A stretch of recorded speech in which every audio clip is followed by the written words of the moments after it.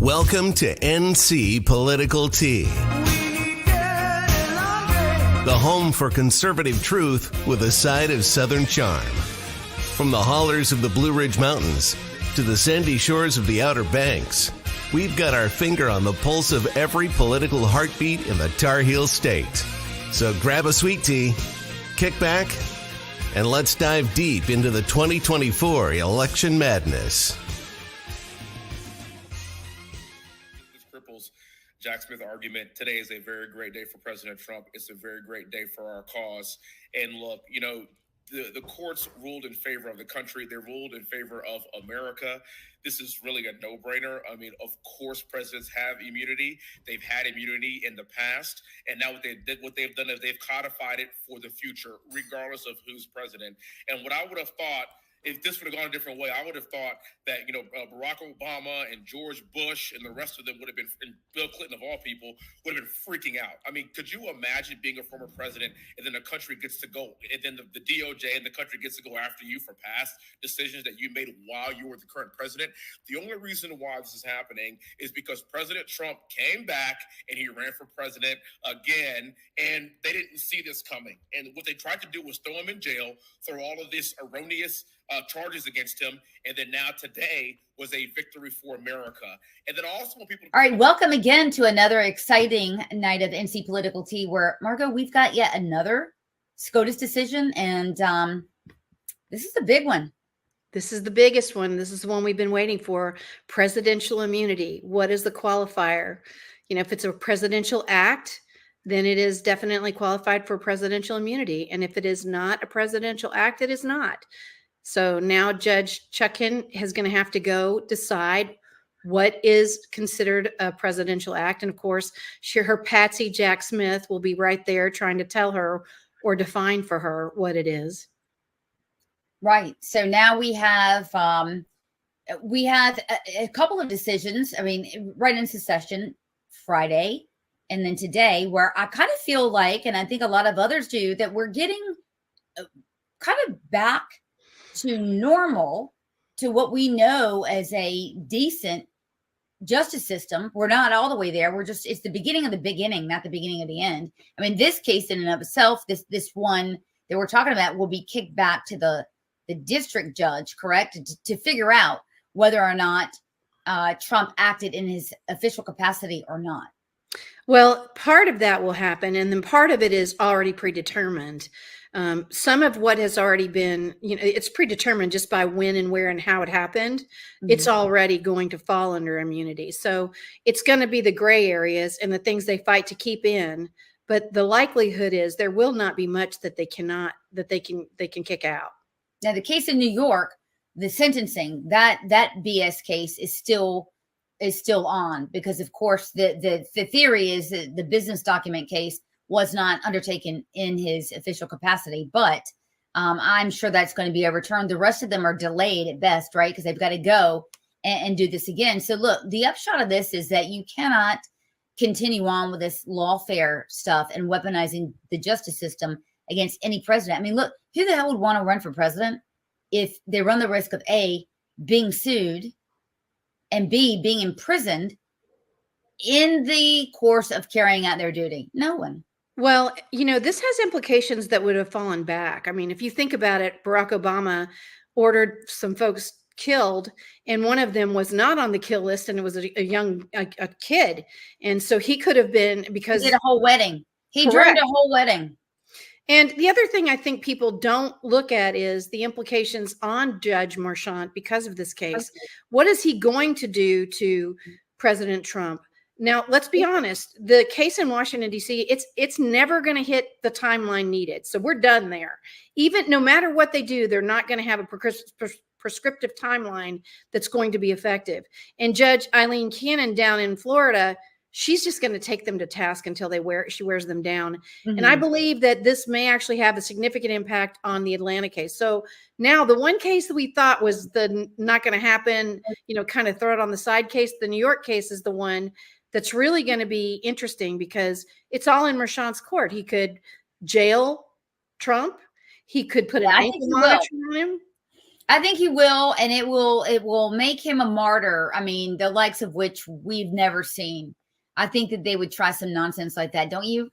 I don't know, but I will tell you what I think he would prefer is to ankle monitor him with pictures and then have him have to garner permission for every move he makes and deny him to go to certain things like the RNC convention or certain things. I think he's going to use the power that he has not to keep him out of the race, but to keep him out of the events that matter, fundraising events, things like that. I don't think he's truly going to put him in jail. It would cost New York a lot of money. Because yeah, absolutely. But again, I mean, the seriousness of over 30 felonies, right? I mean, that's serious, even if it's your first offense. So I mean, my thinking is, you would water down the consequences perceivably for someone else that would come back behind him and commit that amount of felonies, right? It'd be so. I mean, it's the seriousness of it, and now they've hemmed themselves in to doing something very serious. Well, there's implications for this too. Think about it. If Trump wins and he wants to go after Hunter Biden or some other folks, you put him in jail. Go ahead and do it because you know what's going to happen next. It's going to be reciprocated. So part of me thinks that the judge is going to say, I'm going to let you out until your appeal goes through. Yeah, Republicans are too chicken for that. You know that we would never do that. We're always some Republicans. Yeah, well, that's right. But even Trump, I mean, he could have, locked her up. He could have done a lot of things. I mean, this notion that Trump's a tyrant is complete bunk. He has never even approached doing things that I think he definitely should have done. Yeah. I know you want to show that Sean Davis tweet. Go ahead. Yeah, no, I've been showing it. I mean, Sean has it right. I mean, he, by the way, co-founder of the Federalist, went to legal school here, went to law school at UNC, but don't hold that against him. He's an excellent thinker on this. And so, he's saying, look, now the Democrats are freaking out. We're going to give you evidence of that. Actually, I want to show this video. This is what the left is saying. Ruled that a president has complete immunity for any act they do in their official capacity as president. And Joe Biden is still president.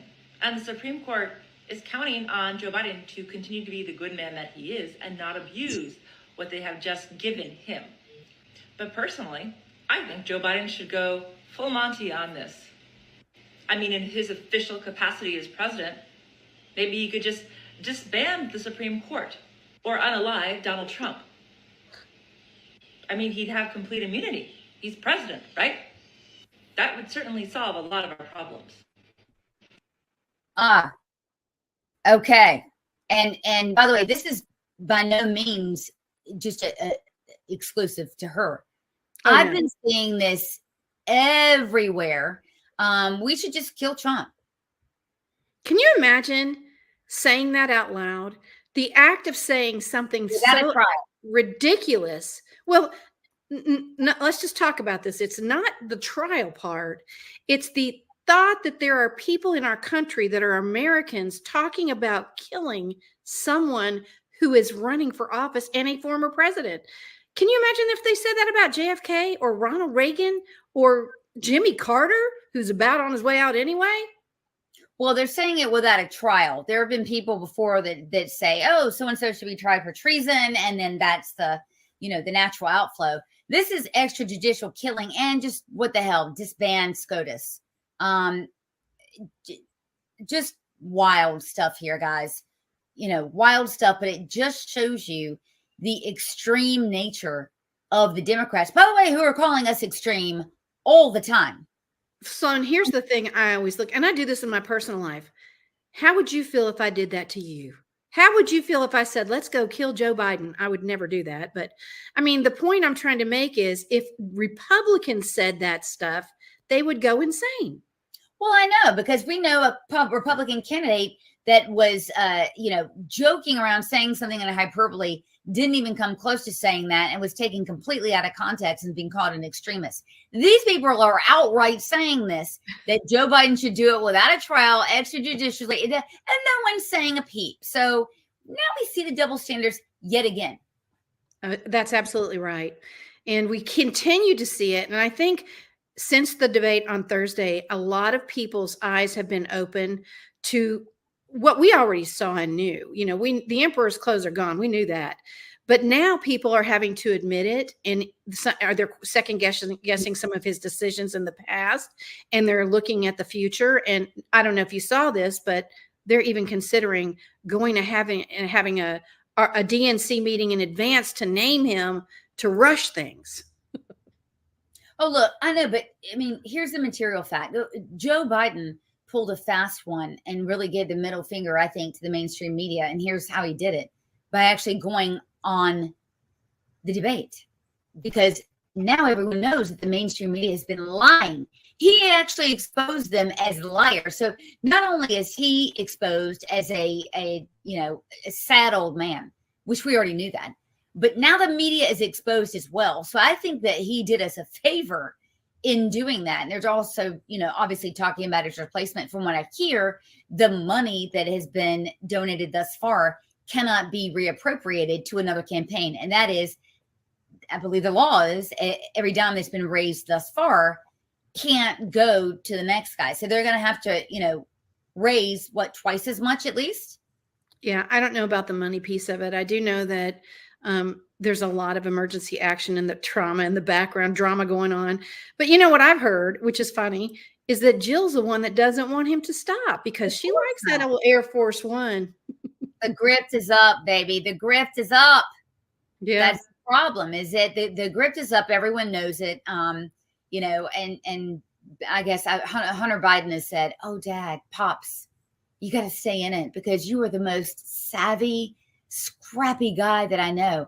I mean, he's done a lot of cocaine. So, I mean, I don't listen, if I were Hunter, I would want my dad to stay in anyway, because I have a trial in California in September, and I definitely need his influence. Hell yeah. I mean, he would be in prison, 5 years ago. So, but, all turnout problem. And it's not only because of Biden's abysmal product from the other night. I mean, he's ridiculous, but it just the amount of outreach that the RNC has, and the Trump campaign in particular. I mean, they had this event in Philly, they had this event in Atlanta, which, this is great. And, Trump himself is going into the Bronx and other areas and just going right in and recruiting voters. But look, in North Carolina, we've got an unusual situation in that 46% of registered Democrats are Black, and only 3% of Republicans. We shave 3% off that vote, conservatively speaking, if not 5 or 10. And we can really, it's an important swing state. We need to win. We've been talking about by at least 5 or 6 points, but to learn more about what the Trump campaign and the RNC is doing to recruit Black voters, because there needs to be something done, right? And there needs to be something done in North Carolina. Tonight, we've got on Pastor Darrell Scott, who is a key spiritual advisor, political advisor to our President Donald Trump. And of course, he's on SmackDown, our Real America News. Is it 8 o'clock now, or not? 8 o'clock or 7 o'clock now every Saturday? 8 o'clock. It's on at 8 o'clock on Saturday evenings. I've been on Smackbatical though recently. I moved my studio, and so I disassembled it, and I'm in the process of reassembling it. So I'll be off. I think I'll be off this week, and I'll be back the next week. It's time to hit it hard. I have to say, it was great to see the event in Atlanta for cigars and cognac. I would love to see that kind of event replicated in Charlotte, Raleigh, or Greensboro. I think it would be an enormous turnout event. I think I will tell you what I hear locally. I hear that North Carolina Black conservatives feel left out in the GOP, and I rightfully believe they are. They're not reached out to enough, and I don't think it's fair for someone like me to walk into the Black community and say, "Come join me." That doesn't, I don't think, give them a sense of, I understand the plight that they may feel. What are your thoughts about what we can do in North Carolina? Well, I'm going to make sure that there's more participation in North Carolina with the outreach for the Trump campaign. I was actually on the call with them discussing outreach events in the Black community. And so with you saying that, it's right on time, because we just had that conversation today. And with you saying that the conservative Blacks in North Carolina are feeling left out, we very much don't want to leave anybody out. So I would No. love to connect, and maybe you can be my point of contact in down there, that we can put together some events and address topics that are germane and of special interest to the Black community, not just the conservative wing of the Black community, but all of the Blacks down there, because I think we can chip away at that 3%. And get a sizable portion of those that are willing to abandon, Joe Biden, especially after that debacle this Wow. past Thursday night. There are those that are really second guessing their support for the Democratic Party and for this president, that I think we can get them to come on board if we're able to connect with them, engage with them, and help open their eyes to what we have going on this side of the fence. I agree. I think there's two secret weapons we have here in North Carolina. One is Mark Robinson, and the other is Mark Walker. We have the double marks because Mark Walker is also working on outreach. So we have people to help us. And I would love to partner with you in any way that I can. I'm lucky enough to work in the Atlanta market, so it's not hard for me to go across the state. It's pretty easy. We have some things planned for Atlanta as well, so great. But we got to work on North Carolina. I'd love to see that event and several others replicated in North Carolina. I've been able to work with Derek Gibson, got him to the NCGOP convention so he could meet with others. And now it's time to ramp it up. Yeah, you're naming all the Black dudes I know. Oh, that's funny. No, well, Mark Walker is an honorary Black dude. I know Mark Walker. He's great. I don't know Mark Robinson, but I know of him. And he and I haven't had a chance to shake hands yet. But Derek Gibson is a friend of mine as well. And so I think we can do some things very proactively regarding convincing voters, Black voters, to support the GOP, to come on over to this other side. I think too, Pastor Scott, the other part I feel is kind of never talked about is the 14% of Black veterans. And North Carolina has one of the largest bases. So there's a lot of Black veterans that are retired in North Carolina that we never do outreach to the way we should. I mean, you're absolutely right, Nate. Why? Because you know why? I'm a Black veteran and nobody's done any outreach to me. So that is really sad. I think that is a niche group, though, that seems to be overlooked. The fact that veterans represent a sizable voting block, a responsible voting block as well. And I think that's something that needs to be brought to the table, that there should be some voter outreach towards veterans, Black veterans as well in particular. And I think we can be effective, and because of the fact that they haven't been communicated with, they will appreciate communication. Yeah, and generally speaking, they're conservative. Something we've talked about a lot is feminization of the Black male. And so that's one thing that you and I spoke about at length before, where, the Democrats aren't offering a vision that actually any male can get behind, but Black males in particular. And Carville called that out last week and said, look, Democrats, if you're going to continuously make your message tailored for Blacks, Black women and women, you're not going to pull people across the finish line to join the party. Yeah, absolutely. They're insinuating that Black women are the head of the household. And that is not true in the Black community. They're trying to make it as if the Black community is more of a matriarchal society and that there is not a patriarchy there. But once again, that is not true at all. And they're trying to cause the Black man to take a secondary position, a secondary role in the family structure in the Democratic Party. And, you see those that are trying to highlight, they'll say, well, there's fatherlessness and different things like that. They don't realize in the Black community, because a father is not in the home does not mean he's not in this child's life.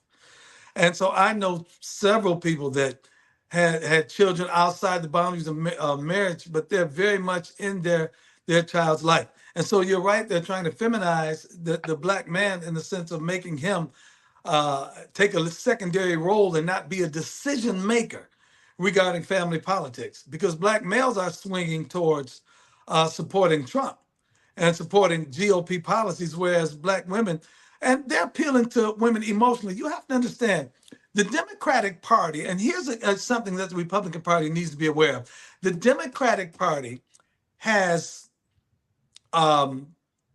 created, or they have an emotional connection with the Black community that the Republican Party does not have.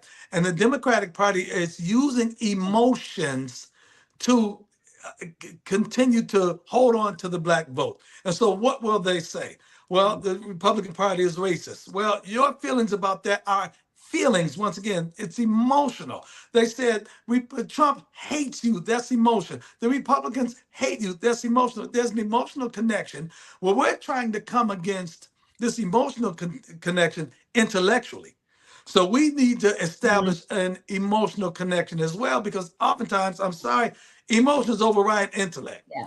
That's why a lot of people are in love with somebody that they can't stand because the emotions override the intellect. You hear people that say, I know I shouldn't feel this way, but I feel this way anyway. And so if we can establish that emotional connection, or we can break that emotional bond that the Democratic Party has. And once again, that's an emotional connection they're trying to gain with the Black women, then we can break that stronghold and cause people to make what we believe to be more sensible votes. Well, yeah, and you're going to do that through narrative, through storytelling, but also through talking about values, because I do see a lot of Republicans talking about fiscal policies and, you know, we've done this in infrastructure, et cetera.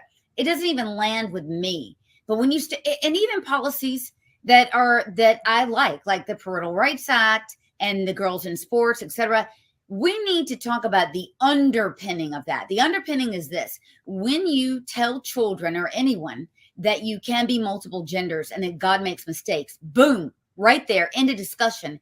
You are teaching them that there is no God. That's a fundamental fact. That's objectionable to, doesn't matter if you're Jewish, you're Black, whoever you are. And so, and Mark Robinson has done a fabulous job of that. He's offended a lot of people, which tells you that it lands about right? You're going to get progressives very pissed off about the truth and about science for some reason. Yeah, and you know what?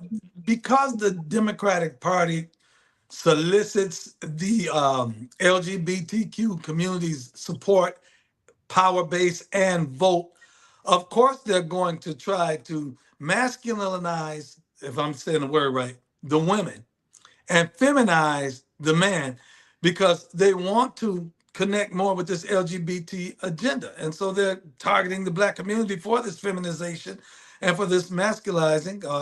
I know I'm saying the word wrong, but however it's supposed to be pronounced, you know what I'm trying to say. Yeah. And I hate it. I see it in the media all the time. It's to the point there are certain shows, especially Black shows, that I watch and I say, listen, I'm either not going to watch it, or I'm going to have to fast forward past this gay part, because I know the gay part is coming, and I know the man, the male on male relationship, the same sex relationship is coming, and it seems like they're targeting us for this as well, and I don't like it at all. Right? Yeah. I mean, a lot of folks don't. I mean, and it's not just, you know, it's gratuitous sex writ large, whether or not it's between a man and a woman or whatever. It's the issue is, it seems to be everything sexualized. And I think as adults, we've been able to say, okay, you know, that's just something I don't prefer. But when you're coming for the kids, that's a huge problem. And that is a problem where, you know, I think we can wedge into, I mean, it's going to have to be storytelling. So we've got a lot here in North Carolina, a lot of Democrats running for the state legislature. And you know, it is, as Margot said, admittedly difficult for it would be difficult for me. I'm right at home with it, but a white candidate to walk in and ask for the vote. But you and I both know this, being minorities. I've never seen a Republican come and ask for the Jewish vote. I've never seen it. Oh, you're right. Right? Yeah, and it means you're absolutely right. And the messaging, as you said, with the storytelling, the messaging needs to change. You can't attack someone's level of intelligence by saying, if you vote a certain way, you're stupid. Because there are too many people that are not stupid that are voting a certain way because of whatever. So we have to be strategic in our outreach towards our respective communities, to the Jewish community, to the Black community as well, to be more strategic in this and have messaging that appeals intellectually and emotionally to the voter. Because intellectually, yes, they should vote Republican. Jews should vote Republican. blacks should vote Republican because it seems like the policies are more appealing to our ethnic groups, but it's that emotional connection as well that is detaching us from these from this. And I think there's a chasm that we have to bridge. Well, there's another piece of this that I think is interesting that hasn't ever really been talked about much. I talked about it on our last show. In North Carolina, the Frederick Douglass Society has a place on the North Carolina GOP Council Executive Committee, which means they have a voice. But a lot of people in North Carolina, especially the Black community, don't know that. They don't realize they actually have a seat at the big table. And I think that's an area that we can leverage across the U.S. because they have affiliations in every state. Great. And we should. Yeah, you're absolutely right. I mean, there's a scripture in the Bible that says, my people perish for lack of knowledge. And it's because people are unaware of that fact that you just brought up. We're not being able to take advantage of it. And while we know Twitter isn't real life or X isn't real life, I do join a lot of Black spaces about politics because that's where you learn. You get into the heart of it. They talk about what's on their mind. And I always tell them, this is a numbers game. If you can bring the numbers, you can take the party over. And they ask me how to do that. And I'm like, you need to take the Frederick Douglass Society, leverage it, bring those folks together and step in, take your place. You own it. Yeah, you're absolutely right. I think it can. And I think the time is ripe right now. These last 4 years, well, the last 8 years, because one thing I always said that when I'll give you an example, when they declared Biden the winner in this election, the first thing I told my business partner was, I said, well, man, listen, now we can get off of defense and we can go on the offense. We've been playing defense for the last 4 years. And it was attack after attack after attack after attack after. And so now we can play offense. And now there's a comparison that can be made between the prior administration and this present administration. And you can't deny the truth. I don't care how they try to spin it. This country it took a drastic turn for the bad. It seems like the minute Joe Biden got into office, we just went downhill and we're still on our way down. And so because of that, it's opened the eyes of a lot of people that can't deny the undeniable and say, listen, we're in a bad way right now. So I really believe that we can attract a lot of people that we didn't have before because of the way things are now, because of conditions in this country right now. I totally agree with you. And I just want to say this out loud. Whatever I can do to help you in North Carolina, Georgia, Tennessee, I'm within 5 state capitals where I live. Whatever I can do to help you, Pastor Scott, I'm here to help you. Well, listen, I'm here to help you as well. And, Sloan is my friend. And so we're going to connect and do some things. I want to bring some outreach, some campaign outreach to North Carolina and have you guys right in the thick of things so we can make a positive impact. And, listen, the Bible says about David, says he served the purpose of God in his generation before he went to sleep. And that's what we're here to do right now. We're at that point in our lives where we're more legacy and generation minded. We're past that stage in our life where we were all for ourselves, and now we want to be more for the good of our society. And I think we can make a very positive impact. And I especially think in North Carolina, you guys are doing a wonderful work as it is. But I think I want to get behind you and help you do whatever it is. We help each other. And if we do this right, everybody will get blessed. And everybody wins. Yeah. All right. Well, one last question I have for you. I want you to weigh in on our friend who has been political prisoner. Now he's off to prison for 4 months. And this is demonstrably unfair. But Pastor Scott, what do you think of this? What do you think of what's going on with him and Peter Navarro? I'm very sad, especially for Steve Bannon. Steve Bannon is a very, very good friend of mine. He and I spent a lot of time together in 2016 and for the campaign, going down the stretch. Steve Bannon and Dave Bossy are the ones who really brought it home and delivered the goods. I can tell you a funny story. On the day after the election, the day after Trump won, we were in New York at Trump Tower. Everybody, we were all basking in the ambience of the victory, whatever. And Steve Bannon and I were about to get on the elevator going down from the 26th floor. We were leaving Trump's office. And several people were about to get on, and Steve held me back and said, "Don't get on yet. Wait a minute." And everybody got on, and he and I caught the next one, and it was just us two. And the minute those doors closed, he and I started slapping five and dapping up. Hey, man, can you believe this crap? Can you believe it? Oh, we did it. We did it. And then when the elevator landed and door opened, we got reserved again, and we walked out. He and I have a special relationship. I'm very sorry for my friend, but he's a tough guy. He's a dog. He ain't going in there. Hey, man, I posted on Twitter. I said, Steve Bannon going to be in there macking the joint. He's he's going to hold it down. I'm sorry.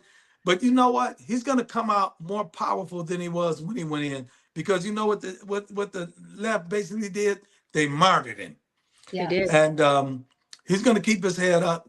He's going and he's a strong guy, and he's going to keep his head up. I was talking to someone today, and I said I'm going to try to get on his visitor's log so I can go see him. And he's in my prayers, believe me. Ours too.